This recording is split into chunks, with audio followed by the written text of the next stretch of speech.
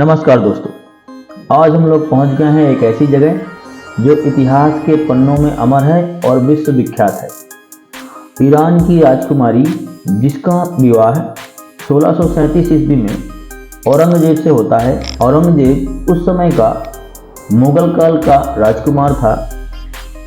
औरंगजेब के कुल मिलाकर 3 रानियां थीं, जिनमें से दिलरास बानो बेगम सबसे पहली थी और मुस्लिम मजहब से थी। दिलरास बानो बेगम और बाकी की रानियों को मिलाकर के सभी के 9 बेटे थे। दिलरास बानो बेगम के अंतिम बेटे के दरमियान प्रसव पीड़ा के कारण उसकी तबीयत खराब हो गई और काफ़ी समय के बाद उसकी मृत्यु हो गई।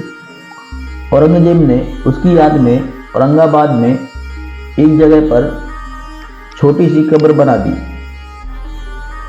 इसके बाद औरंगजेब ने एक अच्छे मकबरे का निर्माण कराने की सोची, जिसमें से उसका बड़ा बेटा आजम शाह उसने अपनी दादी मुमताज महल की तर्ज पर एक मकबरे का निर्माण कराना चाहा अपनी माँ दिलरास बानो बेगम के लिए।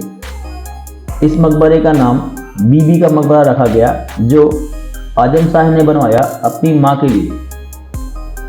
इसे हूबहू ताजमहल के जैसा बनाने की ही कोशिश की गई थी, लेकिन कुछ कमियों के कारण यह एक कॉपी ही बन पाया, इसलिए इसको मिनी ताज भी कहते हैं। औरंगाबाद बस स्टॉप से और औरंगाबाद स्टेशन से, जिसका नाम बदलकर अब हो गया है छत्रपति संभाजी नगर, तो संभाजी नगर के स्टेशन या फिर बस स्टॉप से आप ऑटो या टैक्सी लेकर के पहुंच सकते हैं। यहाँ पर ये बाहर का व्यू है रोड का। यहाँ पर आपको ऑटो और टैक्सी छोड़ देता है और यहाँ से ही आपको ऑटो और टैक्सी मिल जाता है। इसके बाद यहाँ राइट साइड आप देखेंगे, यहाँ अंदर तरफ जाना है और यहाँ पर आपको पहले टिकट परचेज करनी है।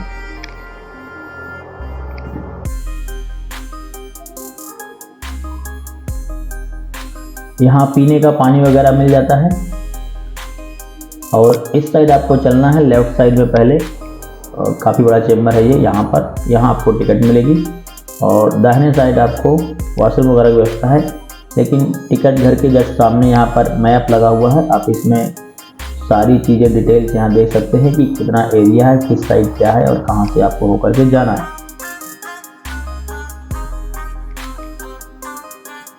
यहाँ पर है टिकट विंडो और यहाँ पर लॉकर्स भी बने हुए हैं, क्लॉक रूम्स।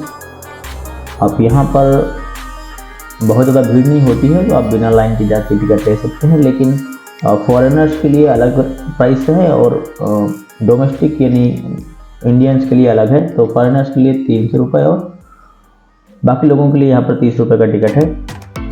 इस साइड आपको क्लॉक रूम वगैरह मिल जाते हैं, आप चाहे तो बैग वगैरह रख दें, नहीं तो आप बैग लेकर भी जा सकते हैं। ये मेन गेट है बाहर से, जो भारतीय पुरातत्व विभाग द्वारा बनाया गया है।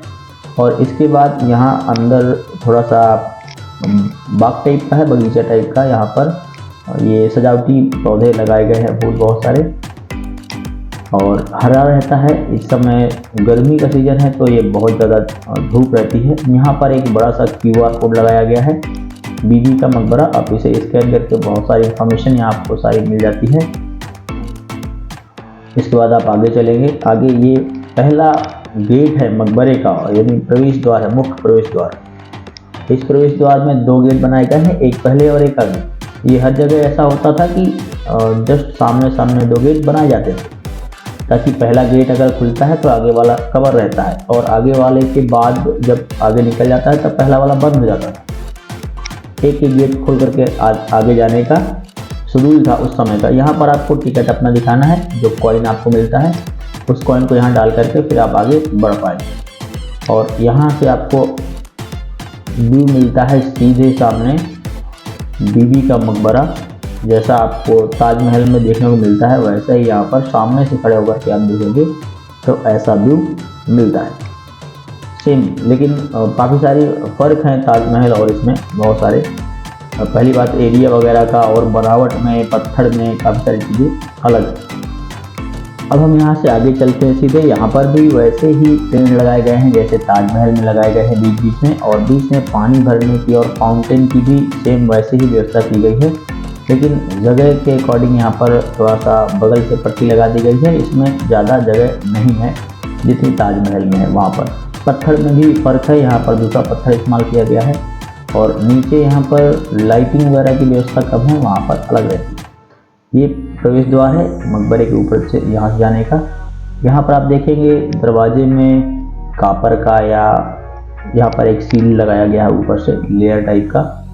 चाहे हो सकता है कि ये बाद में लगाया गया हो, लेकिन जैसे आप इस सीढ़ियों से ऊपर चढ़ते हैं आगे की ओर, सामने ही आपको एक मीनार दिखाई देता है।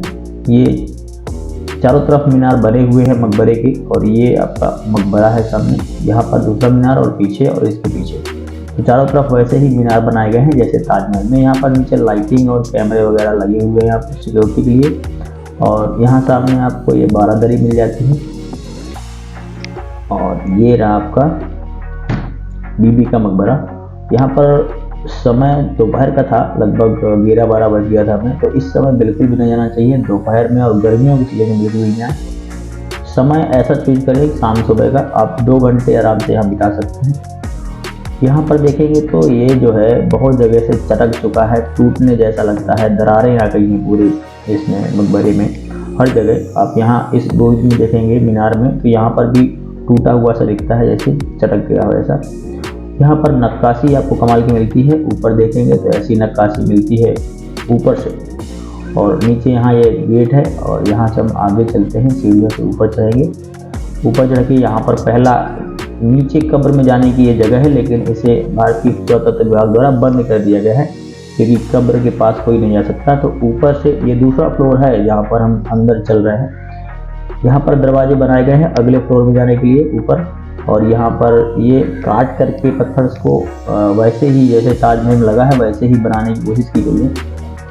इसके बाद अंदर जाते हैं, ये दूसरा फ्लोर है, यहाँ से ही आप कब्र को देख सकते हैं और यहाँ सब लोग बैठ करके देखते हैं। यहाँ पत्थर में ऐसी डिज़ाइन बनाई गई है सब जगह।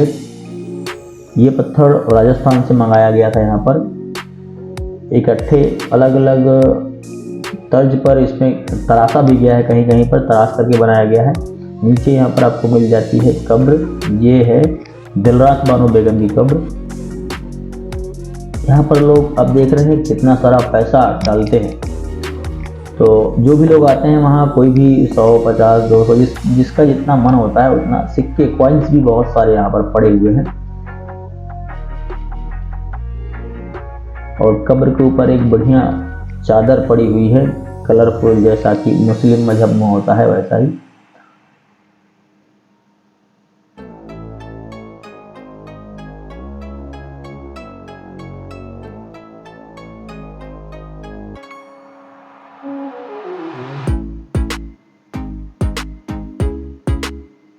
सामने यहाँ पर विदेशी लोग भी बैठे हैं, ये सब बहुत लोग यहाँ आते रहते हैं। और यहाँ ठंडक अच्छी थी अंदर, क्योंकि ये कई खंड की बिल्डिंग है तो मकबरा बहुत ठंडा था है पत्थर यहाँ का। यहाँ देखिए आपको बेहतरीन डिज़ाइन मिल जाएगी पत्थरों में, जो आपको अब नॉर्मल पत्थरों में नहीं मिलती है। ऐसी डिज़ाइन यहाँ पर दिखाई गई है। इनमें भी कहीं कहीं चटकने जैसी की चीज़ें दिखने में मिलती है, जैसे ये टूटने वाला हो या चटक गया हो, ऐसी गरारे टाइप सब जगह पड़ गई हैं। सब जगह डिज़ाइन पत्थर लगा हुआ है। ये सामने जो आपको नीचे दरवाज़ा दिख रहा है छोटा सा, ये वाला, इस दरवाजे से ही हम अंदर कब्र तक आ सकते हैं, जो बाहर जाल के द्वारा बंद किया गया था सीढ़ियाँ, उस जाल से अगर आते हैं अंदर तो यहाँ पर पहुँचते हैं। इसके बाद ये पीछे दरवाज़ा ताजमहल में बनाया गया है, पर यहाँ पर इसे बंद रखा गया है और डिज़ाइन लगभग वैसे ही बनाई गई है इस पत्थर को काट करके जैसे ताजमहल में। यहाँ से पीछे आप देखेंगे, पीछे का दरवाज़ा यहाँ से दिखाई देता है। इस मकबरे में आने के लिए 2 दरवाजे हैं, एक पीछे मेन और एक सामने जहाँ से हम अंदर आए हैं, पर इस पीछे वाले दरवाजे को बंद रखा गया है।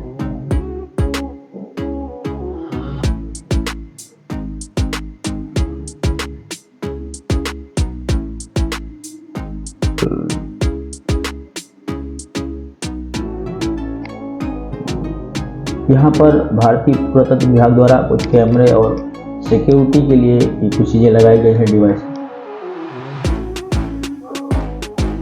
बाहर आते हैं, बाहर आप देखेंगे तो यहाँ नॉर्मल पत्थर पड़ा हुआ है, लेकिन ये बहुत ज़्यादा फीट होता है। यहाँ पर फाउंटेन वगैरह है या कुछ बनाया गया है, पर उसमें कुछ पानी नहीं था।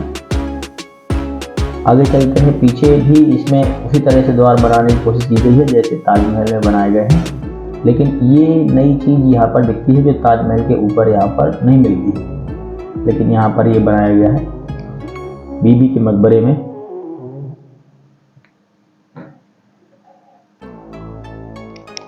इसका डिज़ाइन अताउल्ला खान ने तैयार किया था, जो अहमद लाहौरी का बेटा था। अहमद लाहौरी आपको पता है कि ताजमहल का वास्तुकार था, तो उसके बेटे ने इसको डिजाइन किया था।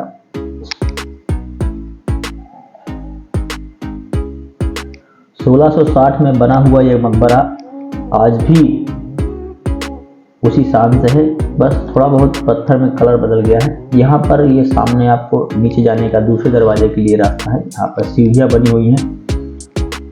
ऐसी सीढ़ियाँ ताजमहल में भी आपको मिलती है, जैसे आप ऊपर चढ़ते हैं और नीचे जाते हैं। तो ये दूसरा दरवाज़ा था यहाँ से आने के लिए, लेकिन ये दरवाज़ा बंद है फिलहाल। भारतीय पुरातत्व विभाग ने एक दरवाजे को ही खोल रखा है आने जाने के लिए। ये पीछे का एरिया है इस कब्र का, यानी मकबरे का। और यहाँ पर आपको ये मीनार है सामने, यहाँ कॉर्नर में ये चारों तरफ बनाए गए हैं इस तरह से।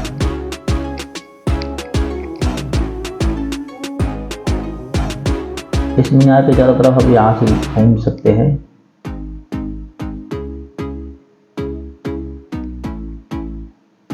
अगर आप जाते हैं यहाँ तो आराम से आप 1.5 से 2 घंटे यहाँ पर बिता सकते हैं। काफी बड़ा प्रांगण है।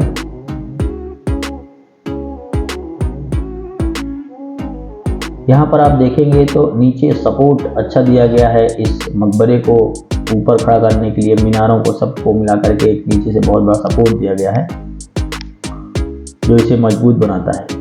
उस समय भी बहुत सारी चीज़ों का ख्याल रखा गया था, भूकंप और बाकी की आपदाओं से बचाने के लिए भी इसको तैयार किया गया है, इसीलिए आज तक ये इतना आलीशान दिखता है। ये थी हमारी आज की यात्रा, आज का वृतांत, और आज के लिए इतना ही। हम मिलते हैं अपनी अगली यात्रा में। तब तक के लिए थैंक यू, धन्यवाद, सब बखैर।